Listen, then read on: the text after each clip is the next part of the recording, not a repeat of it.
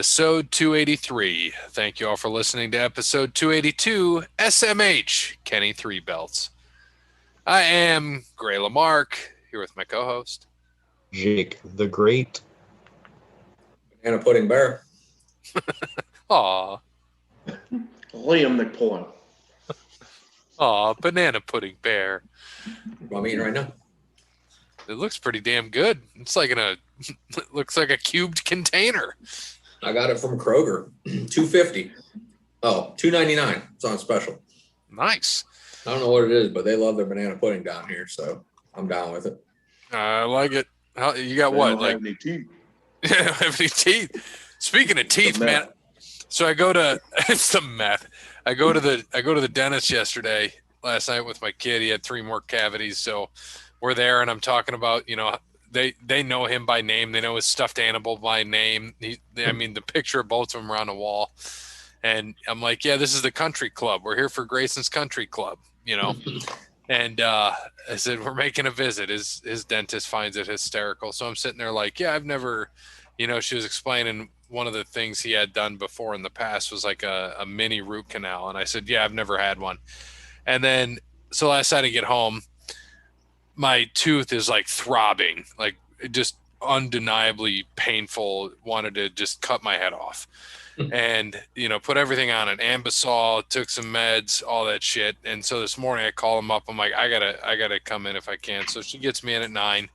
I go in, she looks at everything, checks everything out. She's like, you're going to have to go to a dentist that does endodontics and can do a root canal on a molar. I'm like, son of a bitch. I shouldn't. She's like, didn't you say root canal last night? You've never had one? I'm like, damn karma, man. Always bit me in the ass. So that's right. So I'm like, yeah, that's $1,500 right there. And then I got to get a new crown on that tooth. So that's another 8. Like, sweet. It's like a small investment. Yeah, it's a used car. Yeah, no shit. It costs more than a used car. So yeah, that'll be fun. But I got to wait a month for that. So sometimes in and out of pain. But right now it's not too bad, so it should be okay, hopefully. But if you see me just all of a sudden rubbing something on my tooth, it's that Ambisol. Can't pop any more pills, though, till 10. So no more pills till 10. So we got a couple hours. So thanks to Wes Anderson for Moments in Time. Check him out on Facebook, Wes Anderson Music. Give him a follow on Twitter, @Songs by Wes. Thanks to All Wear Clothing, primary sponsor of Over the Line Sports Podcast. Mention Over the Line Sports Podcast to Brandon at allwearclothing.com. He will hook you up with some swag. Thank you to Crandall's Quality Landscaping. Give Sean a call, 419-704-5471. Serves the Toledo and surrounding areas and not Louisville, Kentucky. Yeah, something else we didn't serve last week was Louisville, Kentucky. We forgot all about it. Yeah, So we'll talk about it today. Get in touch with Sean. He will help out with your landscaping needs, especially now that they are into the mowing season and they can do their landscaping for you. He'd be making some money if he came to my house and did some lawn mowing while I'm gone for weeks on end, but he won't. Thank you to Sparty Steve, biggest supporter of the show, helps us out with what we need to do. And last but not least, Connell Barrett, datingtransformation.com. Connell Barrett, datingtransformation.com. His book, Dating Sucks But You Don't. Pre-sale went out. Officially #1 best dating book on Amazon right now. So you can still get your pre-sale. Books will be, I think, delivered on the 11th is what I saw. I'm pretty positive. But as of yesterday, he was the #1 dating book on all of Amazon. So that's awesome. So hopefully some of our listeners bought that. They'll be getting their book on the 11th. But if you haven't yet, you can still go to Amazon.com and pre-order Dating Sucks But You Don't. In the meantime, go and visit datingtransformation.com. Yeah, you were right. Free delivery on Tuesday, May 11th. Pre-order price guarantee, $24.99 in the hardcover, $12.99 on the Kindle, and $0 if you get the Audible trial. Dating sucks, but you don't. Other format, audio CD. Does he read it? Not that I know of, but maybe I'll ask him that I can read it, and then you can have me in there. You listen to my sexy voice read you this book. That'd be the way to buy it right there. I love it. Renowned international dating coach comes an essential must-have dating guide for men looking to gain confidence and find lasting love in the Me Too era. Is it hashtag Me Too or just Me Too? I think it's hashtag. Probably. That's wild, man. Yeah, it's hashtag Me Too. Well, there you go. Get your book. Go pre-order it now. And books you may also like: The Big Black Book of Sex Positions. Take your sex life from boring. That also looks like it goes good with Dating Sucks, but you don't. Just make sure you read Dating Sucks, but you don't first. And then after everything doesn't work out, read Let That Shit Go. By Over the Line Sports Podcast. Yeah. Don't watch AEW. I already turned it over to TNT. So did I. It's the end of Jack Reacher. Yeah, fucking Tom Cruise is a tough guy. What a joke. He's 5'5". Oh, come on. He's 5'7". I would step on him and crush him. Yes, you would. All right. Well, you can tell us about golf. I don't even remember where they were at last week. They were at Innisbrook, Copperhead. Oh yeah, Sam Burns won his first PGA Tour win ever. So I was only 3 months off calling that. But I did say Sam Burns is the up and comer here in the golf world. So good for him getting his first PGA Tour win. Also Keegan Bradley, who's been playing some good golf, was up there pretty much the whole time. I think he finished second. So good for Keegan as well. He had a rough stretch the last couple of years, and this year he's coming back on, which is nice. You like seeing guys who've been around for a little bit play well some more. Can you pull up the standings? Because I don't remember who we picked. I think I had Sung JM finish like 29th maybe.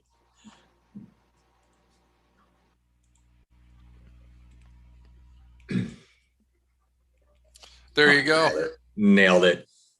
Paul Casey, the two-time defending champion, finished 21st. So good finish for Mr. Gray and Mr. Dub. Cody on fire with golf still. Patrick Reed in the cut. And No Pick Parrott had a solid pick in there. So both definitely. This week, Wells Fargo Championship. I saw a stat. I think they said the PGA Tour has played a tournament every year since like 1968 or 69, something like that. That's wild. Crazy. So you get the big names here, and there are a whole bunch of big names playing this week. It's a couple weeks until PGA Championship, so a lot of the guys will play and tune it up this week to get back down to Kiawah here in a couple weeks for the PGA Championship. So you'll see a lot of big names up there, and I'm sure some of them will do well. They didn't play this last year because of COVID, so the defending champ of 2019 is Max Homa. And he's been playing some good golf, so wouldn't be surprised if we see him repeat this week. I'm pretty sure I already picked him anyway, so it doesn't really matter. But he would be a good pick for you at Quail Hollow this week. Yeah, I did pick him. Oh, look, and he won when I picked him. What do you know? It's my only win this year. It should be a good week. I should actually get to watch some golf this week because I won't be traveling or doing anything. Lucky me, I get to stay here in Indiana all weekend. So I'll be bored. I'm sure golf will be on the docket for me. And I think Dub is leading now, isn't he? If I'm not mistaken. Yes, he is. Leading by 0.3, which I think is 4 positions. Yeah, and you're not too far behind either. When I did it, I thought you were about 52 behind. So Dub's got 567. I'm at 571. Yep. So 4 positions for me, and you're at 614. So 47. 47 off. Not bad at all. We got a tight race. Cody and Parrott, you still have plenty of time to pick it up and catch us. So since Doug Am I first, that up, Cody? yes, you are. So I With a lot have of three. picks. I have With three no picks, picks. and I'm still ahead. So this week, Doug went with Will Zalatoris. And for me, I need you to scroll up to see if I picked my guy or not, because I don't think I did. I have not. So I'm going to go with Webb Simpson this week. Quail Hollows in Charlotte. Webb Simpson's from Charlotte. He's been playing some pretty good golf. So take the home boy to take it home to Quail Hollow this weekend. Very possible. I like it. Who's just put it on? You. All right. I was looking at a few people, and I got to go back a little bit. Well, Perry, you can say your pick because you've already got it in there. Yeah, I'm gonna go with good old Xander Schauffele this week. He's been playing some pretty good golf. Xander Souffle. All right. I'm gonna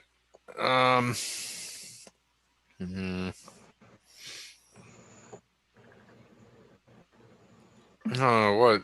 Rory's probably the heavy favorite, isn't he? Thomas is the favorite. Oh, really? Yeah, I think Rory's like fourth or fifth because he got DeChambeau and Rahm and all those guys. I'm gonna take Rory. I was gonna go with Shane Lowry, but I think it's a good time to take Rory. He was my backup pick. I don't know what it is. I felt like he was going to do well this week. So if I took Webb, I knew I was going with Rory, but I went with Webb instead. Cody. Go John C.D. Rom. Oh, you said John Cena for a second. I was like, I'm gonna spell it CD-ROM. There you go. Just for you. There we go. some solid. We got some big dogs this week. All of us. Should be a good week. All right. On to NASCAR, that place where I did not finish last in DraftKings. Finally, I told you though, it's a game of runs in DraftKings for whatever reason. I had a good run, and now I'm starting to cool off. Now it's your turn to get up there. So I know I went from last to eighth. Yeah, and I'm like only a few out of fourth. Moved up 2 spots right off the rip. It's perfect. Kansas last week in the Bushy McBush race, and of course, and Kyle Busch won the race, while Kevin Harvick, sponsored by Busch, finished second. Dude, I told you, Cody Bryant should have taken Busch, man. Yeah, you had killer Kurt Busch. You should have had birthday Kyle Busch. I think that's the second time he's won on his birthday. Yep. I'd have to see if that's some sort of record in NASCAR, because it doesn't seem like that would, the odds of that are happening. I mean, what are the odds of that? Your birthday's only on Saturday and Sunday so many times. So pretty impressive that he's won on his birthday twice. It was a pretty good race. They had I think they had 3 cautions through the first 5 laps. Well, they had 3, I think, total, and it was a competition, and it was 2 stage cautions. So they didn't have a real caution until the last 20 laps. And then they had 3 of them, and they have I think they had 6 cautions in the last 20 laps or something like that. A lot of guys getting crazy and wrecking and everything, which brought some of the guys down. Denny Hamlin, or Denny Grand Slam Hamlin, should I say, who was up there in second and then got spun out, hit the wall. Priest didn't have a good day. Interesting pick by Dub anyways, but Truex, he was up there most of the day, never really in the top spot, but always hanging around top 10. So I'll take a 6 from him. I needed that. I needed a top 10. Same with Bowman, man. He got it was unlucky. He was up there top 10 most of the day, and I think he got caught up in a late wreck and pushed him back. And Parrott took Josh Bilicki, no picky. So he got a last place for that. Actually, he didn't take anybody, but he was in last place, and he's not going to use him again regardless. So it was pretty solid. Did Josh Bilicki legit finish last? Yes, he did. That's I was giving, unless it was a big name, I was giving him whoever finished last. I Josh Balicki, no picky. Josh Balicki, no picky. So Darlington this week in the throwback race. There's going to be a lot of sweet car paint schemes, all that good stuff. And I think they announced the next gen car today as well, if I'm not mistaken. I don't know where they're going to race that at, but I'm pretty sure they announced it. But yeah, there'll be a lot of sweet paint schemes this week at Darlington. I wish it was a Saturday night race, but the race is Saturday afternoon. I don't know why. I just think that it would be sweet. They're racing Saturday night under the lights with these paint schemes, but should be a good race. Darlington's a great track, so should be pretty good. Pretty much the last couple of years dominated by Hamlin and Harvick.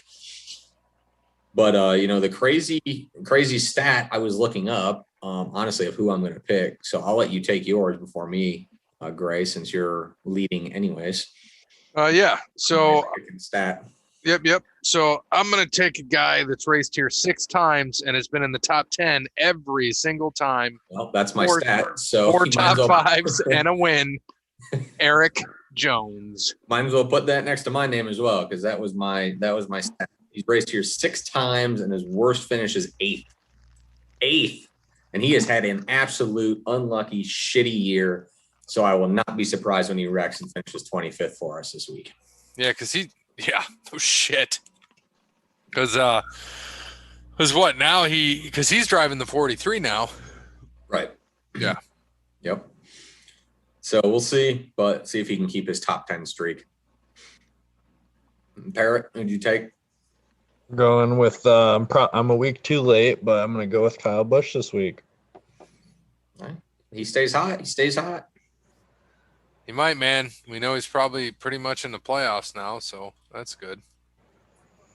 Playoffs. And then, boom, Cody. He's on a hot streak here. He got a 9 and a 12. Kevin Hart victory. That's what I'm going with this week.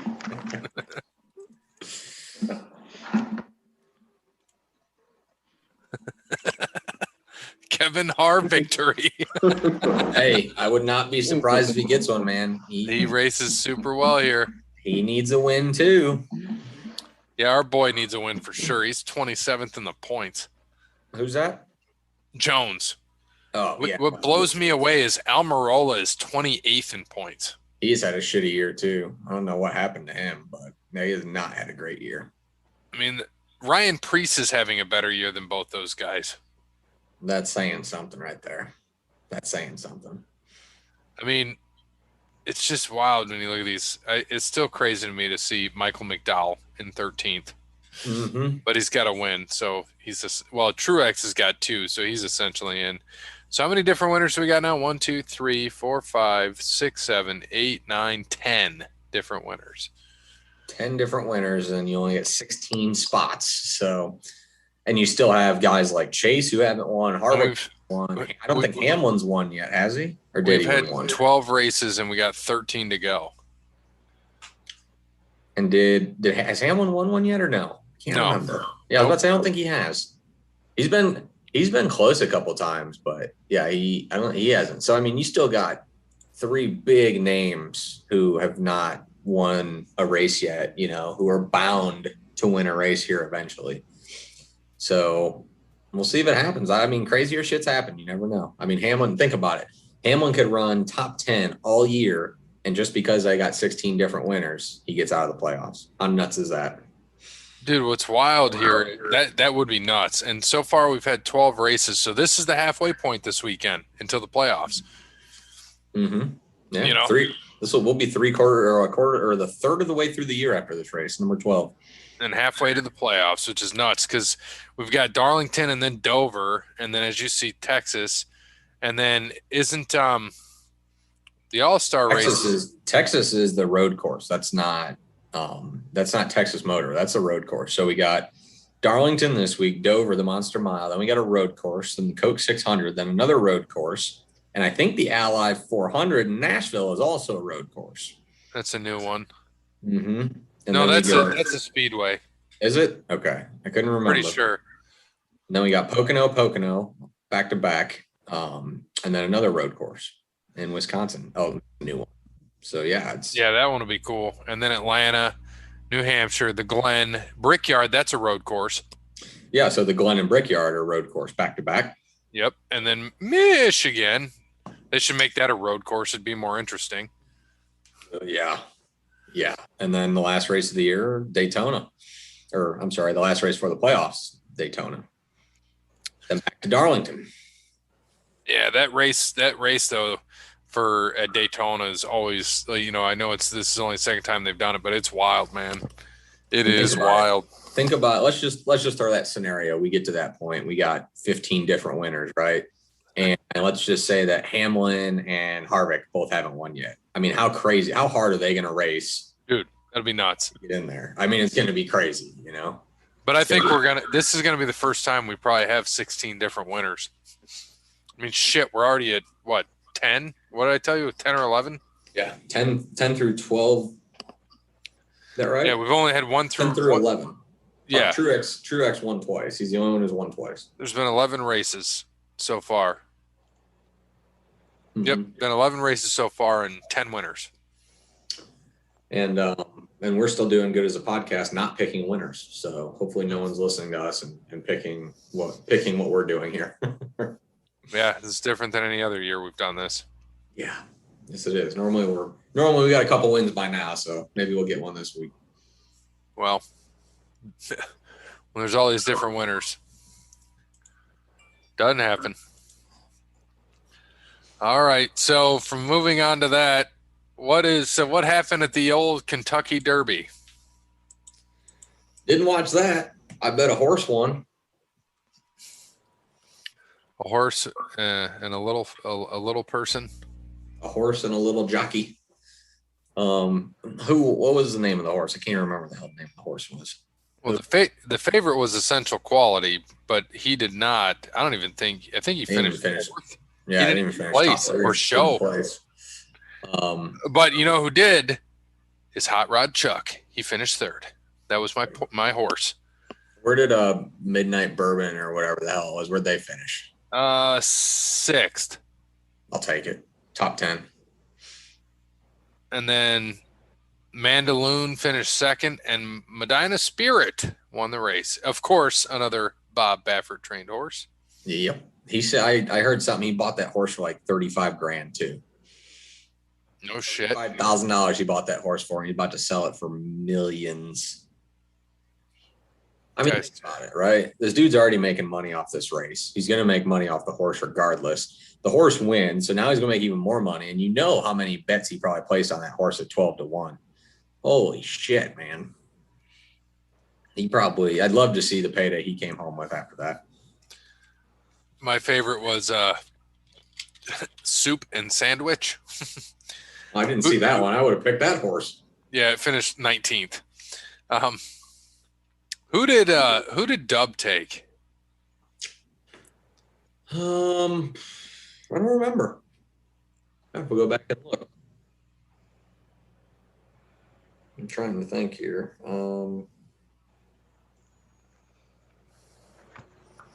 Dub. Known Agenda. Who? He took Known Agenda. 9th. Not great. That's why he probably doesn't bet on horses. Yeah. Thank you, Hot Rod Chuck. But yeah, man, Medina Spirit. Should have known. I wonder what was 12-1 odds. Morning line odds was 15-1. Damn. If you just see Bob Baffert be like $100. Yeah. I'm sure there was a couple more zeros after that 100. No, I mean us. Throw $100 on a Bob Baffert horse. Hell, we should. But think about it. Dude let's just say he's got 3 horses in, and just for fun, he just drops 10 grand on each horse. I mean, come on. Dude's going to be walking away with some fat cash. How many wins is that for him in the Derby? 6? 7. 7. Yeah. Most all time. Nuts, man. Well, Brad Cox, the other trainer, he finished 2nd and 4th. His heavy favorite, Essential Quality, finished 4th. Man. Yeah, I mean, sucks for him, but do you think those guys bet on other horses? Like you own another horse, but you bet on another one. I think I would hedge my bet. Oh, Oh, I'm hell sure yeah. they do. You have to think, right? I mean, why would they not at least do a little bit of hedging on that? Fun fact, that was the only Bob Baffert horse in the race. Really? Oh, so he just probably dropped 50 grand on the horse then. Jesus. At 15 to 1? Maybe. Who knows? Whew. 750,000. Wouldn't be surprised if it happened. Old Bobby B. I mean, it's just wild, though. Man, known agenda was going off at 9 to 1. That's what our boy Dub took. I mean, the odds of these horses is just crazy. I was like, Hot Rod Chuck was 5 to 1. He was my pick. Midnight Bourbon's who you had. He was 13 to 1. I think it was 20 to 1 when I looked, so they must have bet him up. King Fury was a scratch. Man, they had no faith in this shit, man. They really thought that other one was going to win going off at. He was 5 to 1. 5 to 1, and the other was 9 to 2.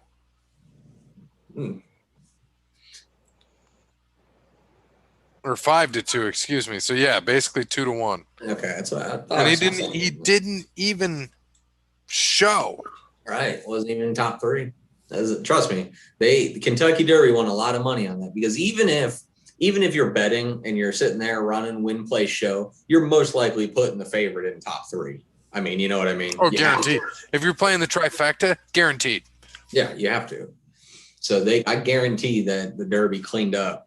Oh, hell yes. But then they lost their ass on Medina Spirit. If people bet on Bob Baffert, which you and I both know, people there always are betting on Bob Baffert. I mean, you got a lot of rich people there, and even the people who aren't. Like, if you go there with $500, and you're going to place a few trifectas, you're going to probably place, a few single horse bets. I mean, if I'm going with $100 and I see a Bob Baffert horse, I'm definitely putting 100 on his horse. The other 400 we'll make do with what we have. But I mean, right there would have won you a cool 1,200, quick and easy. You just made $700 profit just on that. And the morning line was 15 to 1, so you could have made 1,500. Right, if you would have got it then. That's right. It's times like that, man. It's like, hey, Bear, you want to go drop a G on old Medina Spirit? I don't know if I would have done that, but I mean, yeah, I would have put some cash down on the old Bob Baffert horse. We'll just have to remember that for next year. Yep. And then he's never going to win again. Probably not. Oh, well, it was fun. So we're narrowing down, and I got to ask, because I always know he likes to comment on old LeBron James. So I'm going to go right here to Cody Bryant. What did you think of LeBron James' quote about saying whoever came up with the old play-in should be fired? You should have thought about the same shit he said last year. But this is also why people don't like him, because he always complaining about something. Like, this dude's like, dude, just shut up sometimes. And and it's when it comes to basketball, like, he's always whining and crying. It's what he does. It's like, you can't complain about the playing now because you're probably going to end up being in it. And, this is the same shit I said when LeBron first went to the Lakers, and I said I didn't like it. And then when they signed Anthony Davis, when they traded everything for him, when they could have just waited a year and waited for him to be a free agent, which was stupid. I mean, the reason why they fell from a 1 seed or 1 or 2 to possibly a 7 or an 8 is because look at the roster. The same thing that happened in Cleveland when he left both times, and the same thing that happened in Miami. The only difference was Cleveland was lucky enough to be able to get Kyrie Irving, and Miami still had Dwayne Wade down there. The Lakers don't have that luxury because they don't draft very well. And then the last couple of years that they did draft well, because of stinking towards Kobe Bryant's retirement, they had a nice young core. And then they traded it away for a guy that was going to come there no matter what within 2 years. And they gave all that shit up a year early. So here you go, all you fair weather Laker fans that jumped on the bandwagon, and even the ones that had the diehards like me that came around and I told you so. Now I told you so.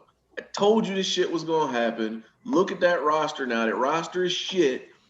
They're not good enough. They're too good to be able to get a lottery pick, a decent lottery pick, and they're not good enough to draft well. So now we're just gonna be stuck. We're gonna be stuck in NBA purgatory again, like we were in the late '80s, early '90s after Magic retired. So get ready for another like Cedric Ceballos era.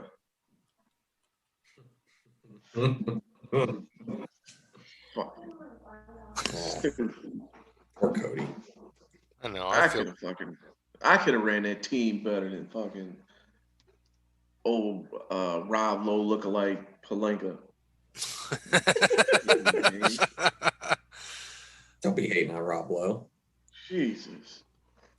And to think, this is what they chased Magic Johnson out for. Right. Stupid. Well, here's a fun stat I had for you, Cody. Well, really, everybody. Russell Westbrook, he could record 0 points, 0 rebounds, and 0 assists in every game for the rest of the season and still average a triple-double. That is wild. Absolutely wild. Fourth season of averaging a triple-double or something like that, I think. Yeah, but the fact that he can miss these last, 8 games, 7 games, or not miss them, play in all of them and get nothing and still have a triple-double is unfucking believable. Mm-hmm. It's nuts, man. The underappreciated Russell Westbrook. Dude, he took a last place worst in basketball team potentially to the playoffs. I mean, I can't believe people give this dude shit still. He leaves Oklahoma City. What does Oklahoma City do? They suck. He goes to 45. He goes to Washington and he turns literally a team that all they have is him and Bradley Beal. That is it. There is nothing else there. Name one other Washington Wizard. Most people can't. I mean, so they're 30-35 right now. Last year they were 25-47. And they had John Wall then, didn't they? Yeah. So they're already 5 games better than last year with 8 to go. Where are they sitting at? 8? 7? They're 10th. They're looking for the They're play 10th, in. but they're 3.5. They're 3.5 up. So right now they play the Celtics, which they would beat them because they are hot. So Boston needs to hope they jump back ahead of Miami because that's the only shot. Well, I mean, Miami and Atlanta are all really, and New York really, are all really close within 2.5 games. So it'll be interesting. And after the Celtics win here, because they're dominating Orlando, but knock on wood, hope they don't blow it. It's going to be super close. They'll be at 9, so they'll all be within 2 games. Yeah, shit is wild. Like, dude, it's unreal, and they're 8-2 in their last 10. Like they're getting hot. Westbrook already tonight has 2 blocks, 3 boards, 5 assists, 2 points, 1 block, 5 assists, and 3 boards in 7 minutes. Jesus 7 minutes so far. 2 points, 1 block, 5 assists, 3 boards. You just write triple-double down. You might have it by halftime. So here, get this. I'm going to just talk about their last 10 games, or their last 10 games. What's the score of that game right now, by the way? They're up by 6. It's 26-20 Wizards over Milwaukee, by the way, who I'm pretty sure is number 1 in the East right now. They're 2. 2? Are they 2 or are they 1? I don't know. I haven't paid attention to the standings. I think they're 1. I think the Nets are 2 now. Oh, no, the Sixers are 1. Nets are 2. I think Bucks are 3. I think the Bucks just beat the Nets 2 in a row, though, didn't they? Yeah. So just check this. So they beat the Pacers by 13. They lost to the Mavericks by 1. They beat the Cavs by 30, beat the Lakers by 10, lost to the Spurs by 3, and then beat the Cavs by 9, the Thunder by 20. That makes me happy. the Warriors by 4, the Thunder by 12, the Pistons by 21, the Pelicans by 2, the Kings by 12, and the Jazz by 4. And then before that, they lost by 28 to the Suns. But God, they beat the almighty Jazz.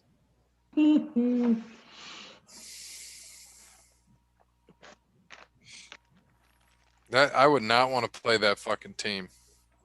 I would not either. At no point would. And if you want to play them, you're high, man. I have zero interest in any piece of Westbrook and Beal right now. I mean, none of it. He's just. I mean, Russ just don't. He just don't get the credit. And he does. All he does too is play. Dude, don't talk. You don't do anything. He just plays. He lets his game do his talking for him. They got Alex Len, Robin Lopez,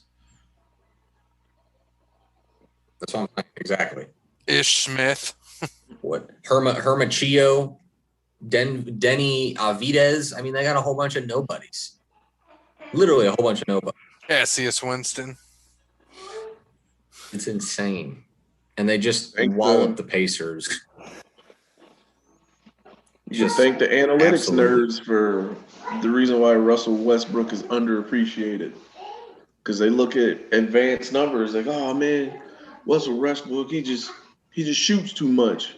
He can't shoot. For anybody that shoots as much as he does, he doesn't hit anything. It's not just the stats, man. Watch the damn games and see what Russell Westbrook does, man. Guy's He nuts. makes teams better. Yeah.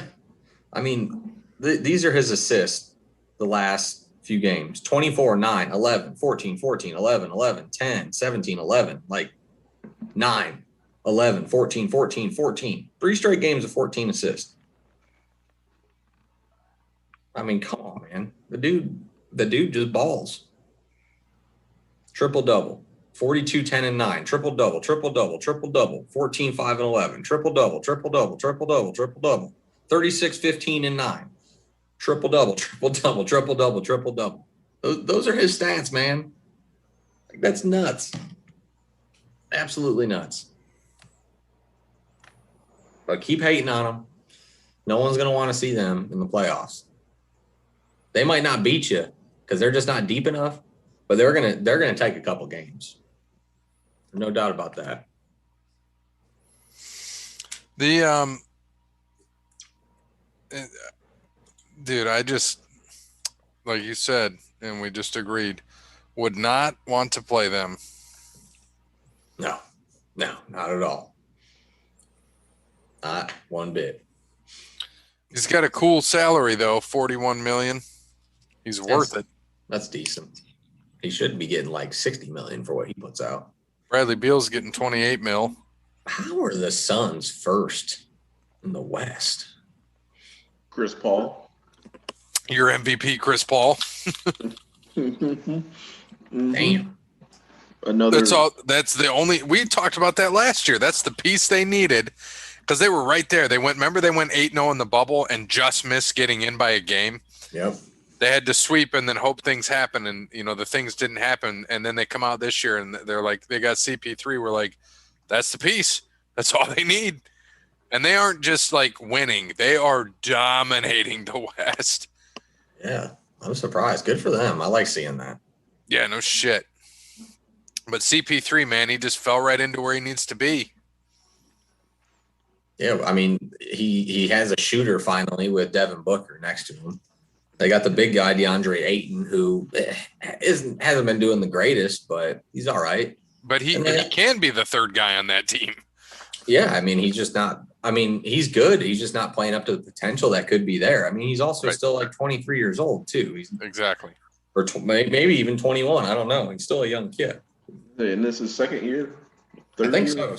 And he came out after his, second year? Because they had all them issues in Arizona or whatever. Yeah. So, I mean, he's still got time. Oh, yeah. I mean, and CP3 by no means is old. No. Not hardly. No. Because, I mean, you go look at, what is that, Westbrook? Westbrook is, 32? Chris Paul is 35. They're making the same amount, 41 mil. And since you asked, yeah, Aiton is 22. He's a kid. And then just these other guys they got there, you got Devin Booker and just other guys that, like, even though he only plays a few minutes, Frank Kaminsky, man, 7-footer, he's there. They've got a He lot of ain't making depth. no difference. No, but they've got depth, is what I'm saying. All you got to do is throw him there. He can get you a block or two a night. That's all you need. I'm gonna say Frank the Tank got 5 good ones coming off the bench. He got 5 hard ones. Yeah. I mean, they got Torrey Craig, obviously. They got Dario coming off the bench. Javon Carter. Like, I mean, they're pretty deep. Etwan Moore. Man, he's the 5. Jesus. Yeah, I mean, and CP3 is their oldest player at 35. I mean, they got a young team. So I don't think they're going anywhere. I don't think so. I hope it comes down to them and the Jazz in the Western Conference Final. It won't, but I hope it that's does. Sweet. I know. Suns. Phoenix and 4, man. Come on, man. Come on, Phoenix and 5. You know what? I say 5, just because I like Donovan Mitchell. Like, he might go off one night. If Donovan plays, he's been out for like the last 2 weeks. See, and this is what this is what's good for. This is when you like to see for a team. So the Suns, they have 3 different leaders in the main 3 categories: Booker for points, Aiton for rebounds, Paul for assist. Basically 26 on the points, almost 11 on the rebounds, and 9 on the assist. That's what you like to see. It makes for a solid team. You got to be well-rounded in the NBA, and that's the team right there that's going to take out your. That's the team right there that's going to take out your all-star studded cast of, Brooklyn or LA. Those teams like that. That's the team that's going to beat you because they're so well-rounded. Because you lose LeBron or you lose AD, nothing. That team donezo. Aw, Grandpa Sting. So we will see what happens. NHL is getting pretty much wrapped up at this point. We've got our pretty much all of our final cast here going into the playoffs, because I know they got 56 games in the books, and now we've got out east. So the East is all wrapped up. You got the Penguins, Capitals, Bruins, Islanders. Right now the Penguins are in first, but they've played 2 more games than the Capitals and Bruins. So Penguins, Capitals, Bruins, Islanders. No real surprise there. The big surprise is the Flyers are out. For those guys that picked the Flyers to either A, win the Cup, or B, get to the final. I think, Barry, you had them winning, didn't you? The Flyers? Yeah. Oh, yeah. They're terrible. If you go to the Central, Carolina, Florida, and Tampa are in. Nashville and Dallas are fighting for the final spot. There are 3 games left for Nashville, but basically they win 2 of those 3. They're in. And then in the North, so in Canada, Toronto and Edmonton are in. Winnipeg and Montreal are pretty much looking like the teams that will get in. They've only played 4 more games than Vancouver. The problem is Vancouver is just, they've lost 6 in a row. They ain't getting there. Calgary's probably out. There's only 6 games left, and they've got a hope. So they're likely out. Ottawa's already out. And then out west, Vegas, Colorado, Minnesota, all in.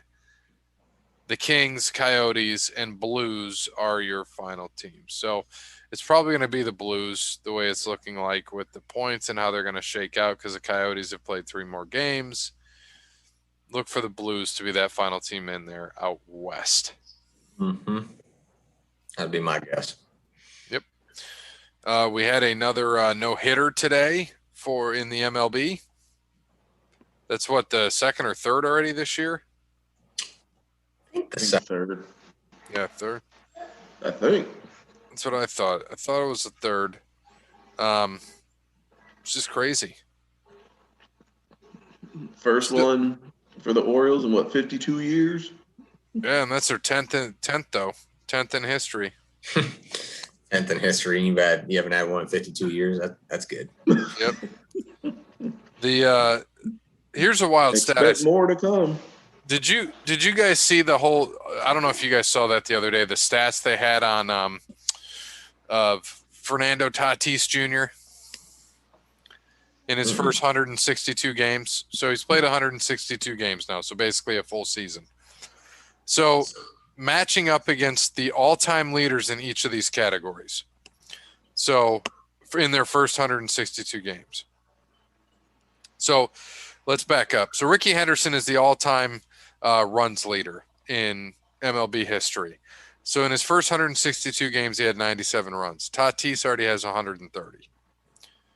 Hits through this 162 games in his career, Pete Rose had 173. Tatis has 185. Barry Bonds, through his first 162 games, had 22 home runs. FTJ has 46. RBIs, first 162 games, Hank Aaron had 94. FTJ has 109. Stolen bases, Lou Brock had 24. FTJ has 32. Total bases, Hank Aaron 305. FTJ has 366. Not bad. That's a tough pace to keep up with. On all of those, yeah, because he's got those are all the leaders, so he's going to have to play a lot of games. Yeah. Which I guarantee he won't finish this season. You don't think so? No, he's got a torn labrum. Is it torn labrum? Is that what He's it got is? he got torn muscle in his shoulder. He ain't gonna finish this season. Sounds Never about mind. right. And then, and it's bad enough he can't play defense. So That is true. He is terrible at defense. Better go to the AL, just be a DH. right, like the Chuck Knobloch of shortstops. Oh boy. Hey man, Chuck Knobloch was the second baseman. I was about to say I think he played second base, but I'm I not. said the Chuck Knobloch of shortstops. I can't think of a shortstop that was ever that bad as Tatis. A-Rod. A-Rod was the best Yankee shortstop ever. That's how good he was. Ouch. I just wanted to bring that back up because fuck you, Cody. You know it's true. The best team in baseball right now, the Detroit Tigers. Are they? No, they are the worst team in baseball. I was about to say, I thought I looked at it last week and they were worst. The only team in baseball that does not have double-digit wins. Damn. Poor 8 Tigers. wins. What was wild though is 2 weeks ago the Yankees were in dead last in the AL and now they're third or fourth. And the funny thing is, they're 1 game away from being last. Yeah, in their division. That's what's wild. I mean, if you look up and down, besides the Central, I mean, all of these are tight. There's not really, normally you see someone who's like 25-5 right now or something, and there's not that. The best record in baseball is the A's at 19-12. That's wild. And here's a wild stat. They're the best team in baseball. They're 19-12 and they have a -2 run differential. I just saw that. That is crazy. So I guess when they lose big. Wow. That'll probably be this year's Marlins. Make the playoffs with a negative run differential. Hey man, the Marlins were great last year. It's 60 Here's games. what's wild. Talking about that. So in the NL East, there's 5 teams. The top 4 teams have a negative run differential, but the last place team has a positive. The Marlins. Mm-hmm. That is wild. Makes a lot of sense, doesn't it? That is freaking nuts. How do you have a plus 10 run differential and you're 4 games under 500? How do you have a minus 15? Well, they're even. Never mind. They must have, what they do? They must have won some game like 20-1 or some shit like that. Something just absolutely crazy. 8-2, 8-0, 9-3. Well, when they win big. Yeah, 14-8, 9-3. Yeah, there's some decent ones in there. 4-1. And they're not getting hammered when they lose. No. Interesting. Yeah, it's a fun stat. That's baseball for you. Hey, can you tell me, Cody Bryant, what is up with your old cousin-in-law? Jeez. Huh? You talking about Dick Lynch? Yes, I am. His old goodness. cousin-in-law. Man, listen. I thought we talked about this. It's good to bring up once a month just so you remember. Bring it back down a little bit. Thought we talked about this. I'm not allowed to put hands on him, so I can't claim him. I won't claim him. But I do know what you're talking about. God damn, who puts nets up at a baseball game? I met him once. Yeah, the only person I know that complains about having a seat when he can't fit in one. Like, you gotta, like, just ridiculous, man. Oh, dude, I almost just spit that out ever. You can't say stuff like that when I'm drinking. Man, you act like I'm lying. No, you're not. That's what I'm saying. You can't say when I'm drinking. That's not fair. Holy shit. Oh, Come on, man. um, Oh, dude. Like, dude, like, cause, like, all right, I'm gonna go a little inside baseball, man. Opening day is like a family tradition, okay? My father-in-law usually is the one that orders tickets for everybody. The missus and I, we would get season tickets, so it didn't matter to us. But father-in-law would get tickets for everybody. Old Dickie J would be one to not pay up. So yeah, he's got like 2 years running. He ain't paid for his tickets. So I'm gonna get that money too when I put my hands on him. But but you and know, then you can claim him, right? if I can put my hands on him, I can claim him. That shit's wild. Oh, that's good. Like, you can't complain about these policies. And you've been going to opening day the missus and I have been together, 8 years now. Forever. Going on 8 years. Yeah. So that's at least 8 opening days that I've been to. And I'm pretty sure the policy hadn't changed in the last 8 years. So, like, you knew what you was doing when you got there. Like, stop trying to post for clout. That's what he's doing. Like, you knew what it was when you got there. And then Everett, but I gotta thank Dub for saying everything I say to people in this, that our first world problems continue. And then, but he said first world problems. Of course, Bear and I liked it. I'm like, and that's you. And I got to throw the shout to Robbie in the lobby. That's where I get that from. My first world problems continue is from him. And then I saw somebody else put on there, a woman was hit in the face a few years ago and suffered serious injuries. Just because it's never happened to you doesn't mean it can't happen. And then do nothing but bounce off of him, if not get absorbed in. It ain't gonna fucking hurt him. Like, come on, man. Only way it's gonna hurt him is if it hit him in the fingernail again. You weren't there that night, were you? I don't think you were there that night. I remember when one came back at him. And it hit him in the finger and he sat out. That was the one. Yeah. And then here I am with Mrs. Cody Bryant giving me shit when I've got a pulled groin. Oh, it ain't pulled. And I get to the side after I hobbled off because I pulled it during the day. I pull up my pant and I show her and she's like, oh, fuck. And I'm like, Yeah. Yeah. And you want me over here trying to, they know I can't run. Yeah. You got a bruise, I mean, it is up my entire leg. Up your leg. I ended up getting hit in the head and, end up with a concussion. And yet this one waddles off because he chipped the nail. Man, it hurt. Fuck that dude, man. Fuck that guy. Hey, man, it's your family. Look here, man. Don't be doing that. Oh. All right. So what's our? That ain't cool, man. I know this stuff been going back and forth, and Terry Bradshaw talking about Aaron Rodgers. Is he a diva for what he said?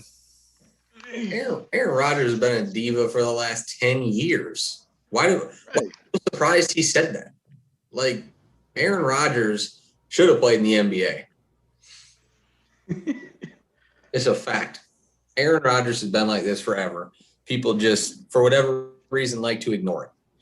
They do. I mean, it's a fact of life. But you know what? If he wants out, let him out. I don't understand why teams do. You don't want to play there, fucking let him go. Who cares?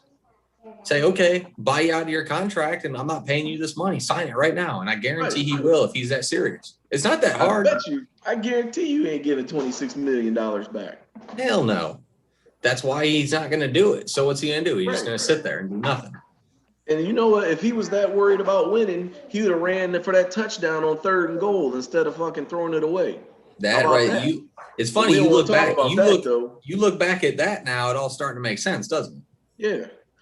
But we don't want to talk about that, though. We just want to talk about Aaron Rodgers on side of Green Bay. Why don't you run for that touchdown on 3rd and goal, or was it 2nd and goal? I think it was 3rd. 2nd, 3rd. Either way, because they said even if he would have got 5 yards, it would have been 4th and goal on like the 3, Yeah. But hey, that's it. So also the other thing is he knows that he can't win there either. He hasn't been able to win there in 11 years, 12 years. He's won one time. And I'm not saying that, they could have gotten him more shit because Green Bay the last couple of years has drafted like absolute ass. There's no reason why they should have got Jordan Love last year. You can still win with Rodgers. Go after winners. So I can see his frustration, but he's always been like this. So let him go to Denver and not do anything the next 4 or 5 years that he's got left on his career so he can go retire and do Jeopardy the rest of his life. Yeah, and it's not like he's had a bunch of all-pros the whole time he's been there either. I mean, hell, you won a Super Bowl with Randall Cobb and Jordy Nelson. Yeah. I mean, Brady didn't either, and that's what they're going to compare it to. Now, in my opinion, Brady always had better defenses than Green Bay ever did. But, I mean, I think Rodgers has had better offensive weapons besides Randy Moss and, near his end of the well, everyone thought he was over the hill because he went to Oakland, but no one thought Randy was going to go drop 40 touchdowns. What do you have? 30 touchdowns, whatever the hell he had that one year. 22 with Brady. I mean, no one thought that was going to happen.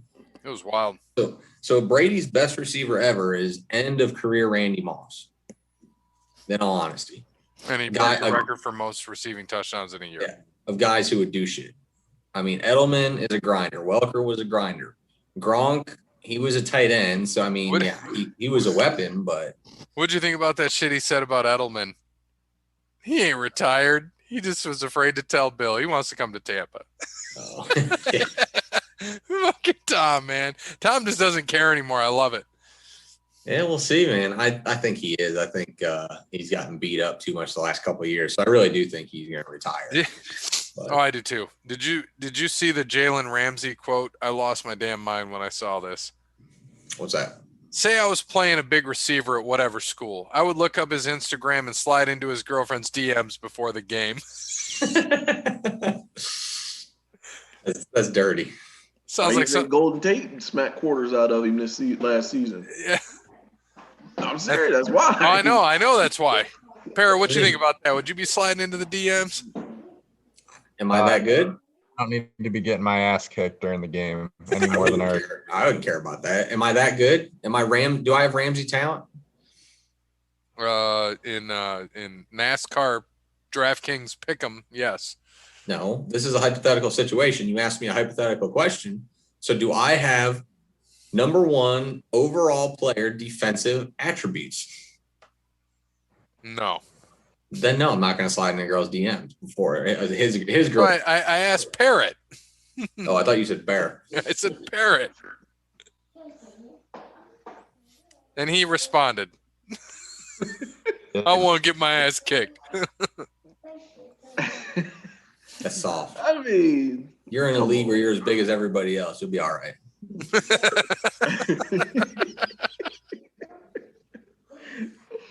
But if you were in the NBA, Parrot, you'd be just one of the smaller ones. Well, you'd be about average. I'd be like an average point guard size, which is crazy. That'd be fun to see. No, it wouldn't. Half as fast, half as athletic, It's all right. half as coordinated. It's all right. all All right, so but what? you'd be Steve Blake. Yeah. No, don't hate on Steve Blake like that. No, that dude was terrible. He's terrible. Stop. Steve Blake was not terrible. He was terrible. He was not terrible. Juan Dixon got him a damn contract. And Steve Francis too. I played with Steve Francis and Juan Dixon my 4 years in college. Daddy, what is this draft picture from? I think Cody That's a Jr. picture from made the it to the zoo. show. It's a giraffe. He's asking for. Is he asking for draft picks or giraffes? Giraffe picks. Is someone in there? I want this 7-foot giraffe for this 9-foot giraffe and a second rounder. Little Cody Jr. on the show. The you know what, Steve Blake? He has a ring, don't he? Sure he does. He's Steve Blake. Why would he not have a ring? If Mike Miller has a ring, Steve Blake has a ring. I know he won a title at Maryland. And he was there that long. Was it 02? Yep. Mm-hmm. He was there for about 30 years. And the NBA for another 30. Yep. Little Cody Jr.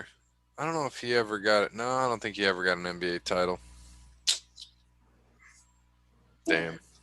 No, he was on the Lakers when I want to say around the time Kobe tore his Achilles, if not like just before that. Yep. And then I think that was it for him. Yeah, I think you're right. It is what it is. All right, but now back to the NFL real quick. What's up with this stuff about Juwan James? So tore his Achilles working out away from the team facility. So basically did a Cody Bryant, tore it on a basketball court, away from work. And $10 million salary for the upcoming season is now in jeopardy, being that Denver no longer is obligated to pay him for working out off-site. What do you think about that? I mean, it's standard in a lot of contracts, a lot of guys' contracts.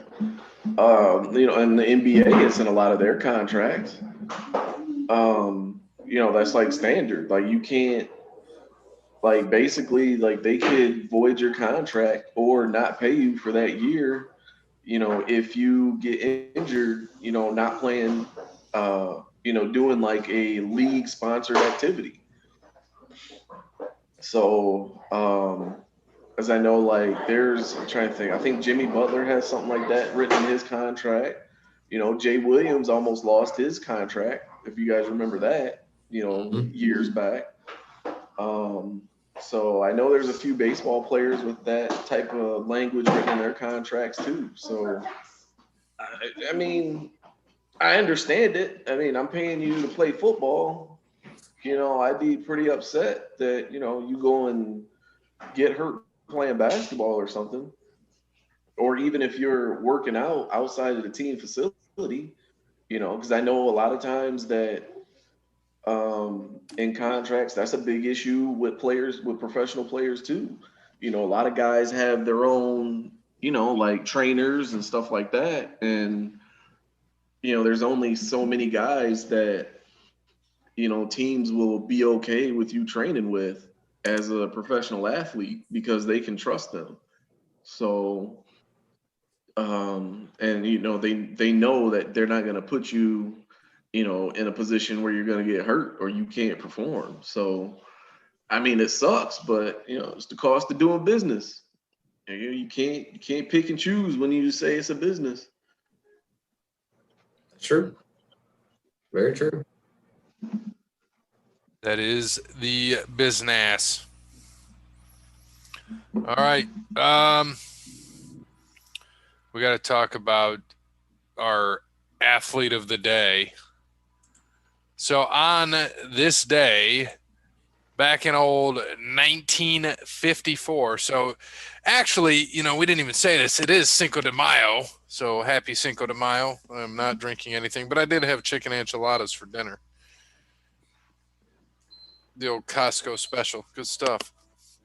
And then Shout out to Costco, man. hell yeah. It's the first time I had their chicken enchiladas. Pretty good. The but on this day, now May 6th, for when people are listening to this, in 1954, so 67 years ago, Roger Bannister became the first person to run a sub 4 minute mile, 3 minutes and 59 seconds. That'd take me about one lap. 3 minutes and 59 seconds. Maybe. Oh, no, it would. I'm telling you right now, it would. Like right now, if you told me to go run a mile right now, it would definitely take me about 4 minutes a lap. I get done in about 16 minutes. So you'd basically, so it'd take you a minute to go 100 meters. 100-meter dash in a minute. I've had some dinner, some banana pudding, and a couple drinks. So yeah, it might.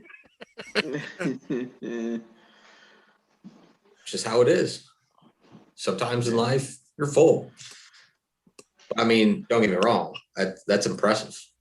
I think my best mile time ever was, I think I ate one time. I think I got like 7:56 when I was running all the time when I was like 23. That's about it. And I was on a treadmill, not on track. So I'd say I think I did it one time. I think that's my best mile.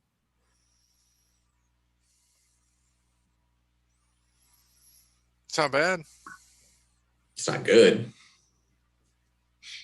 It's not bad. It's not bad though. Well, that was then. This is now. That shit wouldn't be happening now. So basically, he had to be averaging what, 15 miles an hour the whole time? I'm not a mathematician. Is this a trick question?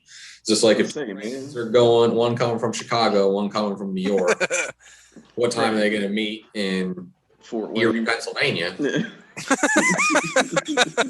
One train's going 15 miles an hour. The other train's going 60. Who's going to get there first? I can't do those. No. Simple as this. He got 1 mile in 4 minutes. So how many miles would he get in an hour if he was running that? You know, he would get 15 miles. So 15 miles an hour. Because 15 times 4 is 60. So there you go. So, but just think about that. He's averaging 15 miles an hour. Yeah, it's pretty impressive. Just get on a treadmill. Just to know how fast that is, get on a treadmill and put it to 15 miles an hour. Don't do that at home, especially on your Peloton. You'll probably get yourself hurt and then get a free Peloton out of it. Do it on a Parrot Peloton. Yeah, I mean, it's a minute every quarter of a mile. Your car, if you're going 60, does like a minute a mile. It's impressive. which is Yeah. absolutely insane. I mean, think about it. He couldn't even be running in some of those old retirement homes where that speed limit's only like 8. He'd be speeding. Probably get pulled over.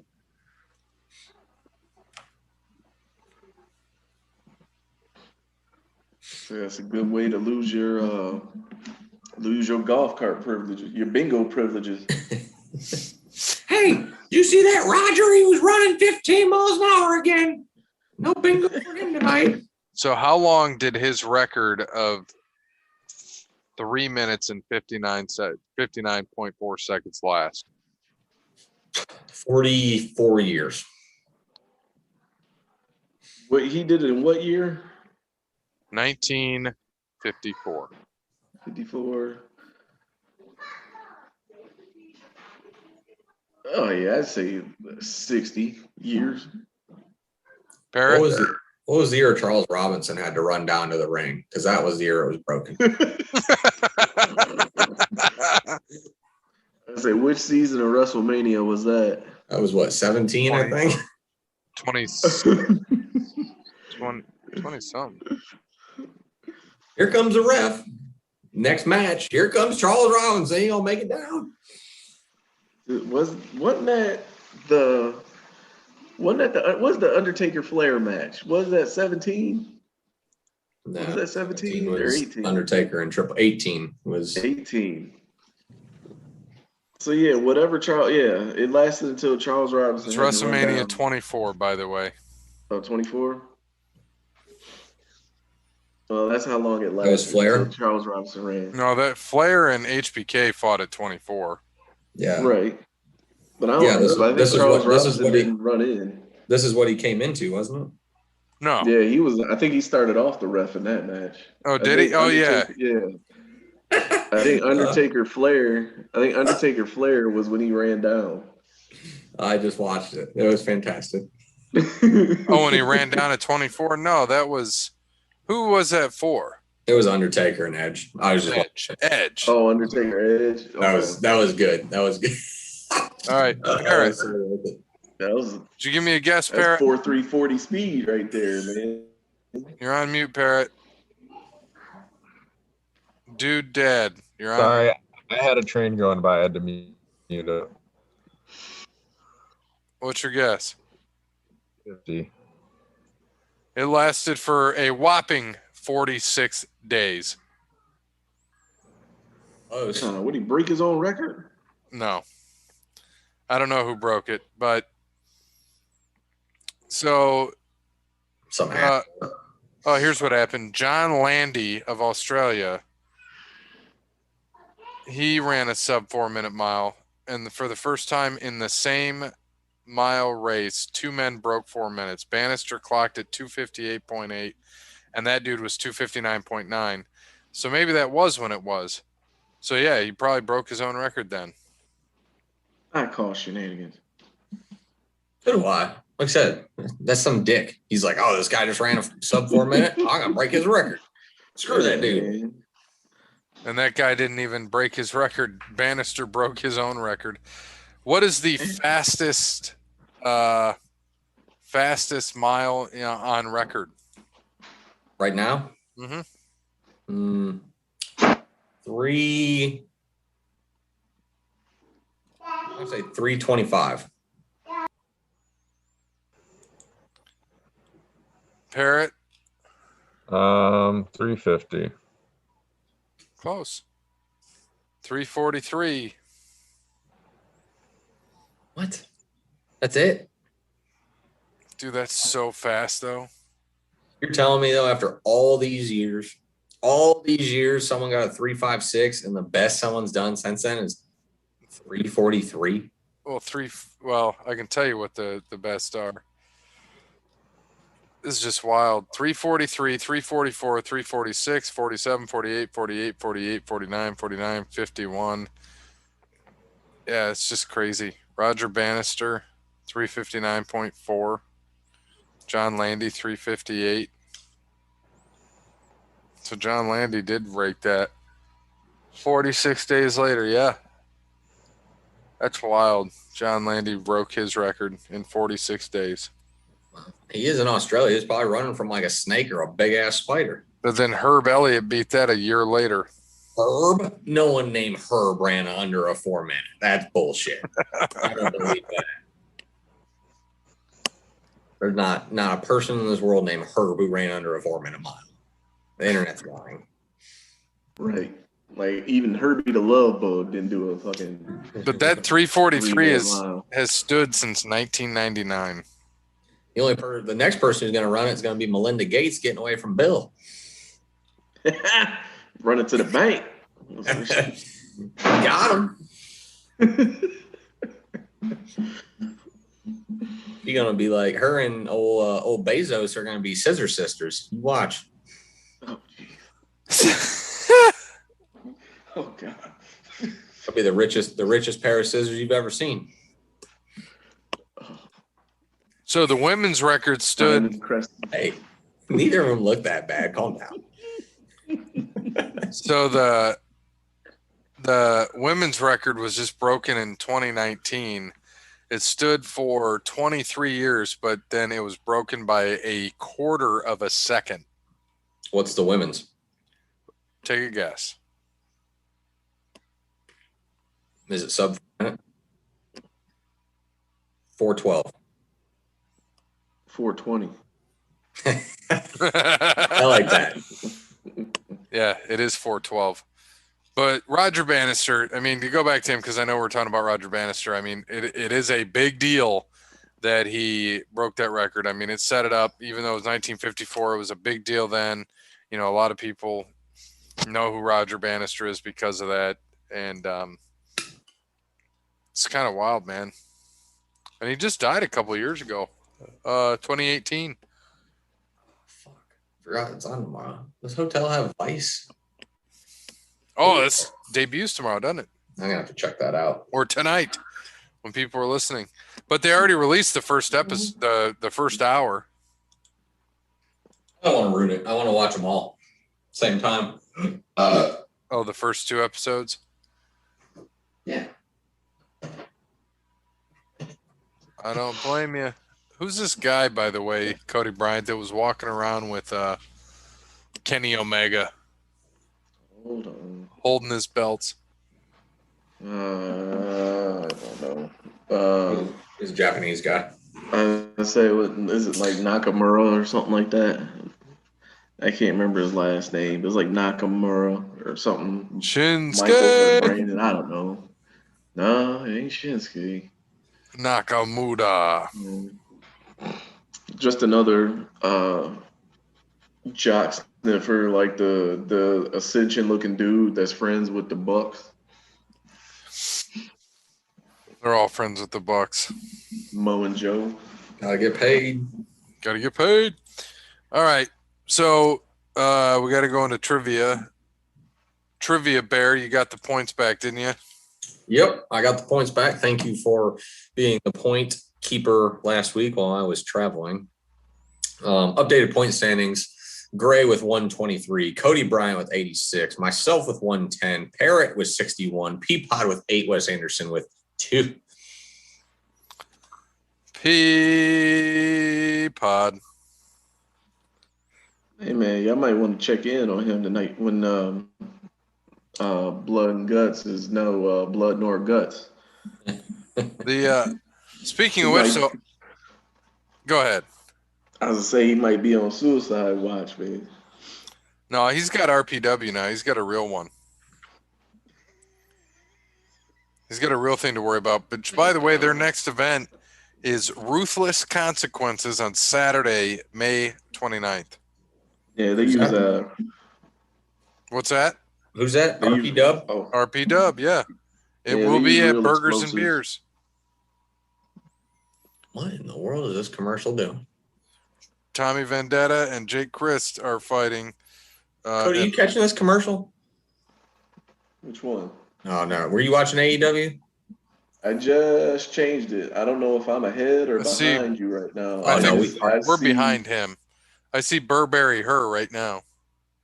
No, I just seen a Razor commercial, Yeah, that one. and okay, You see that? Jeez. Yeah, man. It's like, come on, man. I know you got to prove a point, but damn, like, I get it. The razor, that's close, right, but I thought I saw some CT in there. Jesus.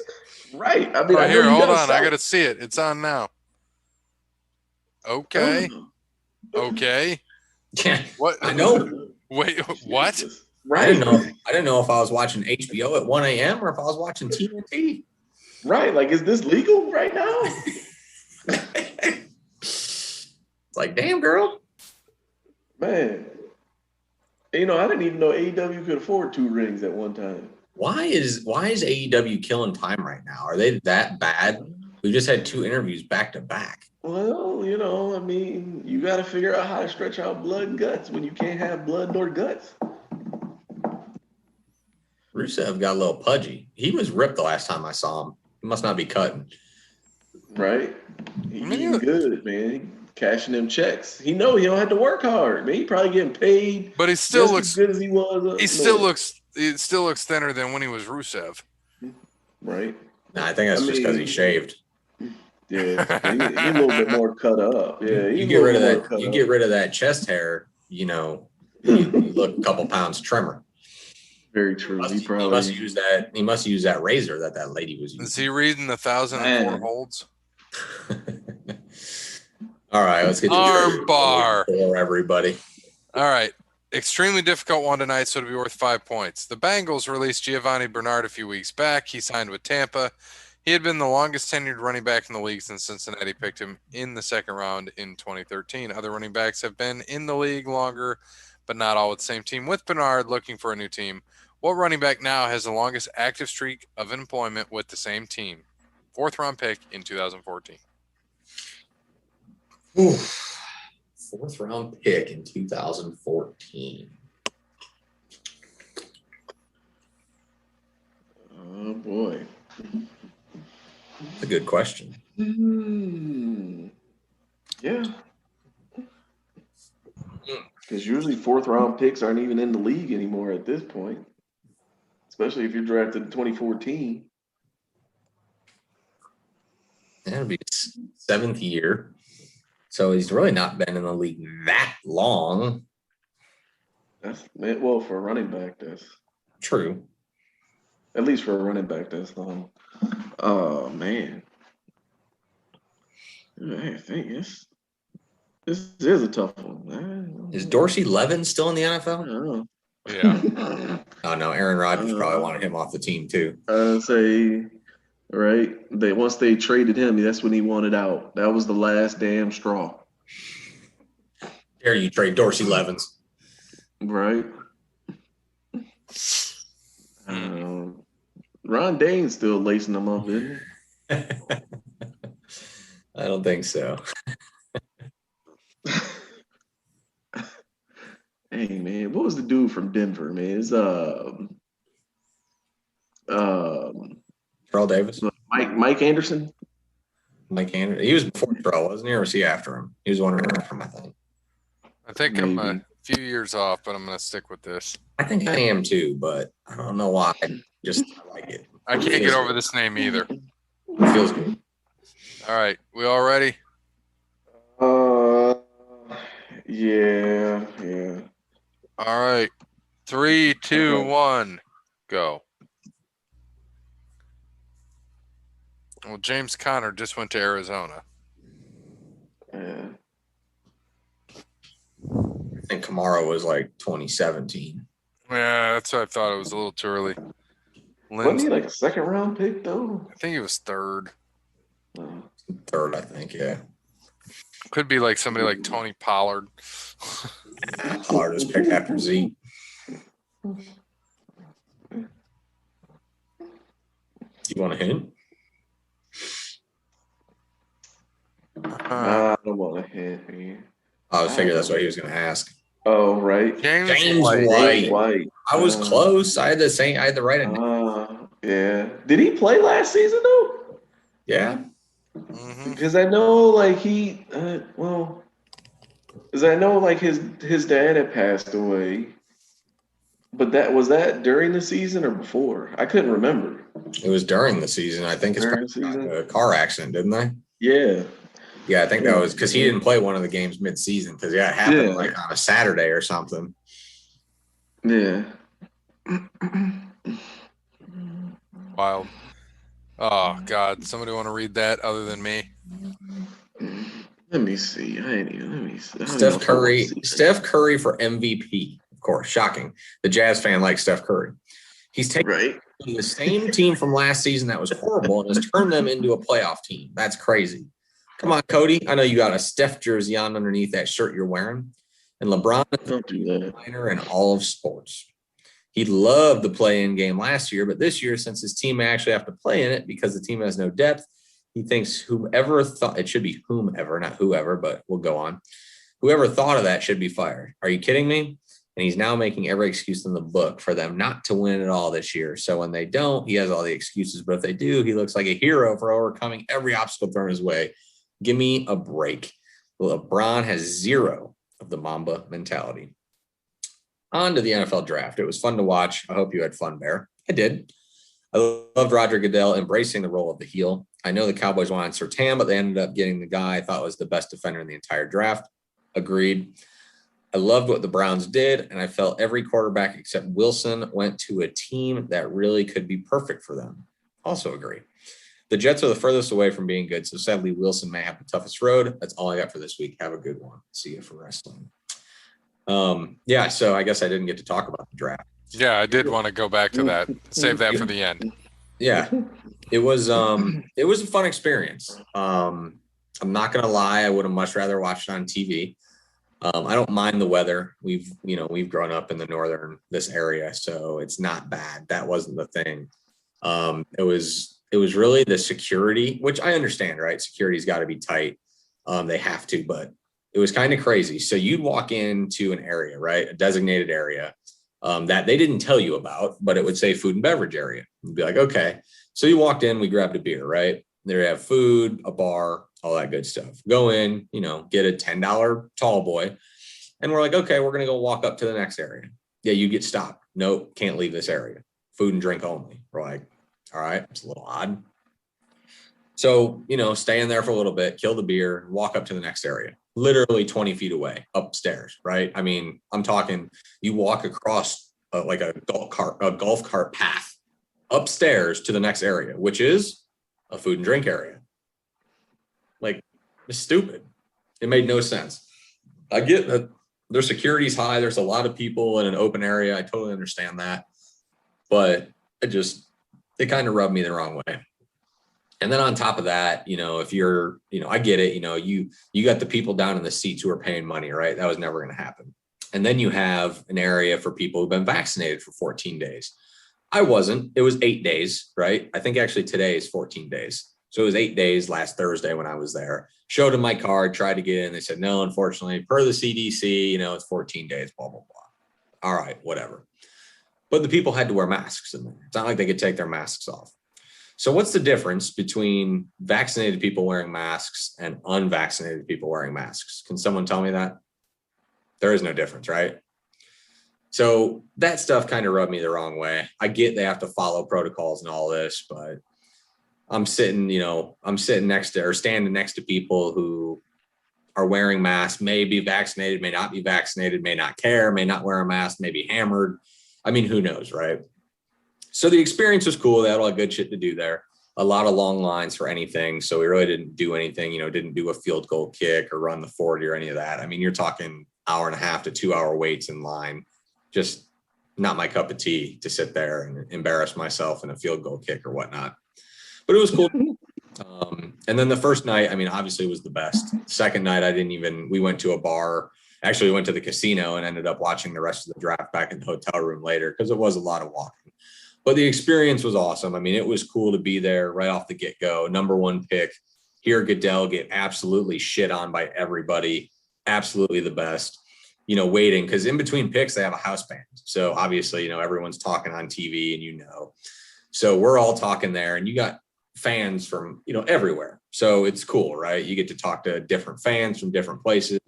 I did like that. You get to talk about the picks and kind of shit on some folks and some not. So it was a good time for Thursday night. I definitely, unless I had tickets next time, I probably wouldn't go again to a draft. It's just one of those once in a lifetime things. But you know, it was fun. And yeah, I made it to the Cowboys pick, and I loved it because I was actually talking shit to a Giants fan standing next to me, close to me. There was another Cowboys fan. We were talking, and this Giants fan started running his yap.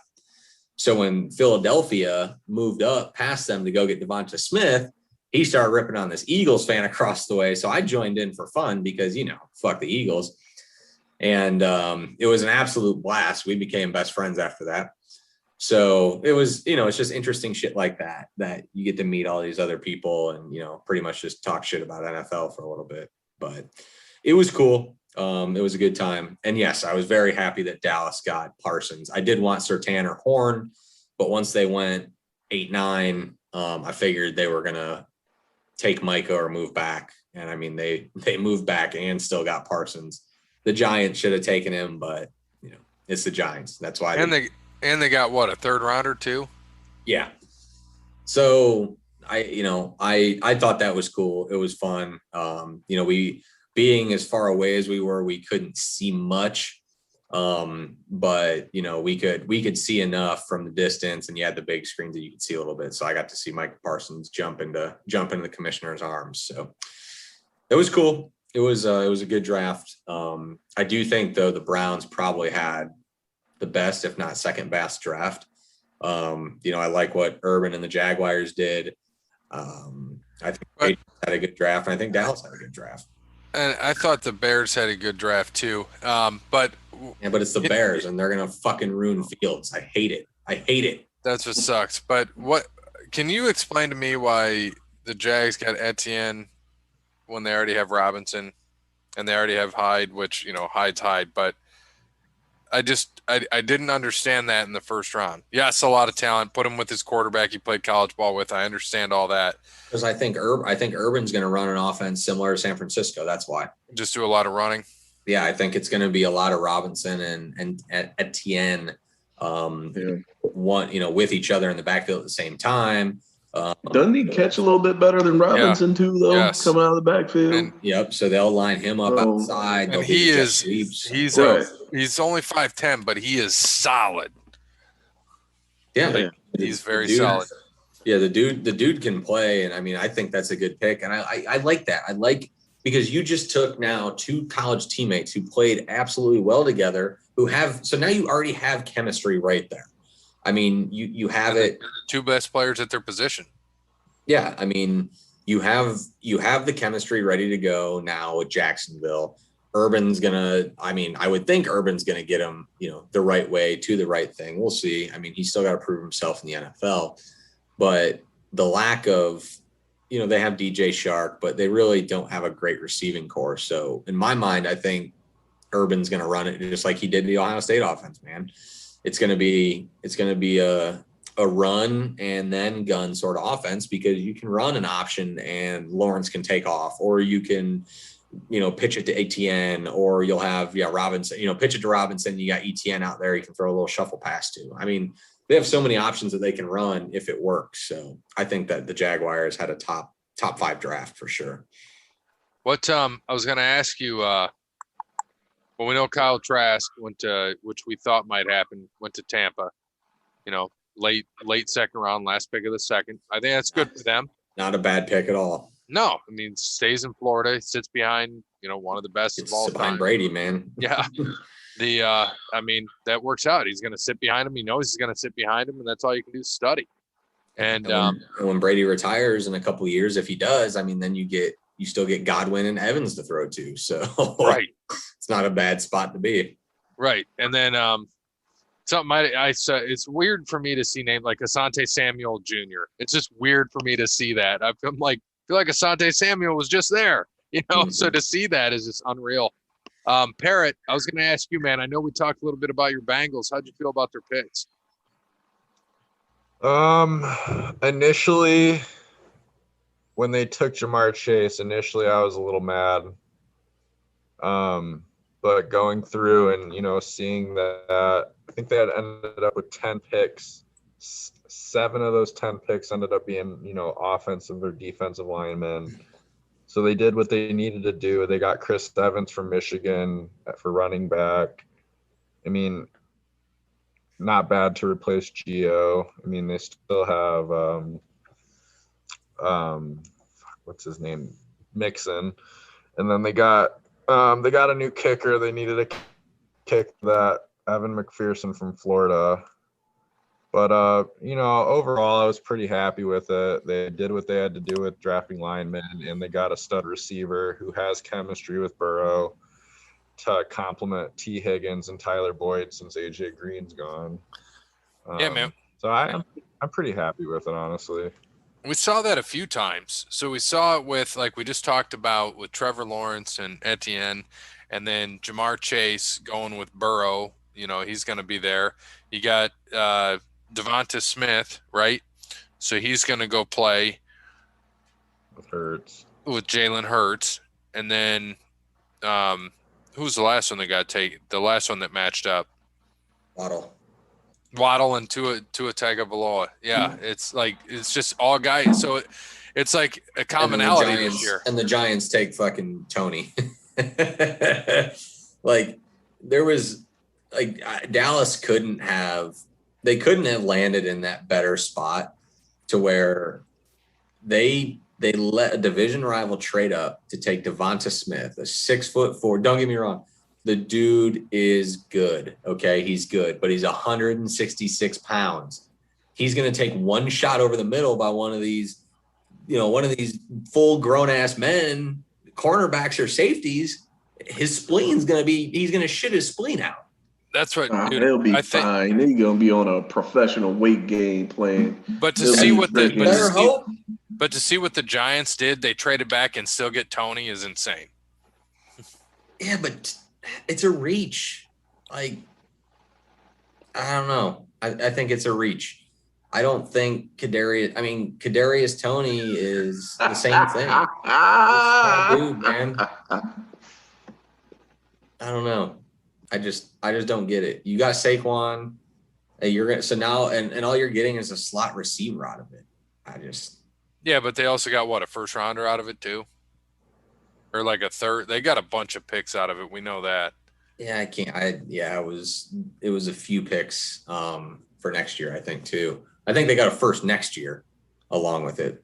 But I mean, again, you get a dude who's literally like Percy Harvin. Mm-hmm. He's quick, he's small, he's out of the slot. He's going to be injury prone. So, I mean, we'll see. But I think that was the best thing to happen to Dallas. I mean, they got arguably the best defensive player in the draft, and they moved back. And get a third round. Was the third rounder they got, was that this year or is that next year? That was this year. That was the dude they took from UCLA or Iowa? No, it was the one from Iowa. Golston. Iowa. Yeah, Chauncey Golston. Yeah. So DN, if he plays out, because they just released Antoine today, I saw. Yeah, Antoine Woods, which is good because that OC Odizawa from UCLA should be a plug and play. Yep. And then if Golston works out, what a steal. And we get Parsons just to move back 2 spots. Which is great. And then, I was telling you and I were briefly talking about Jabril Cox at LSU. Like, we'll see what he can do at linebacker because we don't know what's going to happen with Leighton. We saw they denied his option. Yeah. And he gets hurt this year. Yep. He gets hurt. The other guy gets hurt. So Cox isn't a bad pickup, man. I mean, as an inside linebacker, because he's 5th ranked in that position. We'll see. That was a steal. Wright was kind of a it was a push, right? But he is what Dan Quinn likes, right? Dan Quinn likes tall, lanky cornerbacks. Look at Sherman. Oh, he's huge. He's 6. What is he? 6'4" or 6'5"? Yeah. I mean, that's what Dan Quinn likes. So this wasn't a pick. This wasn't a pick for this wasn't a pick for sexiness. This was a pick that fits what Dan Quinn wants to do. That's the big thing right there. They didn't have anybody else at that size that they wanted. So they're gonna, they got to use them a little bit. and we're going to see. And then just some other things they did there. They took a couple corners. They took the Watch other that. corner at South Carolina. Didn't get horned, but got the other one.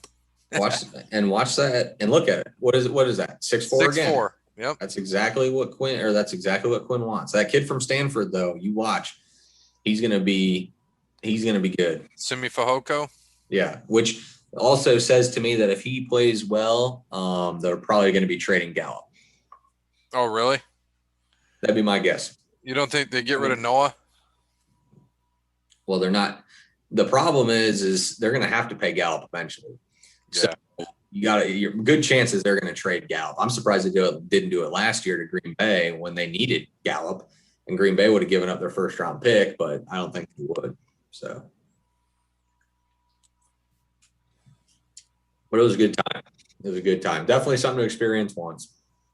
What did you think about? I know we talked about Calvin Joseph, so he's the smaller of the three corners, but played at LSU. Well, see in here when you read it, Alabama transfer, but it was LSU, right? Yeah, it was LSU transfer. Yeah, and here that one guy, Steve Munch, says Alabama transfer, but it was really LSU. He ran a 4.34 40. Mm-hmm. Yeah, I mean, it was a corner. It's a corner that they need. It's someone they're just gonna have to mold. That's what they're gonna have to do.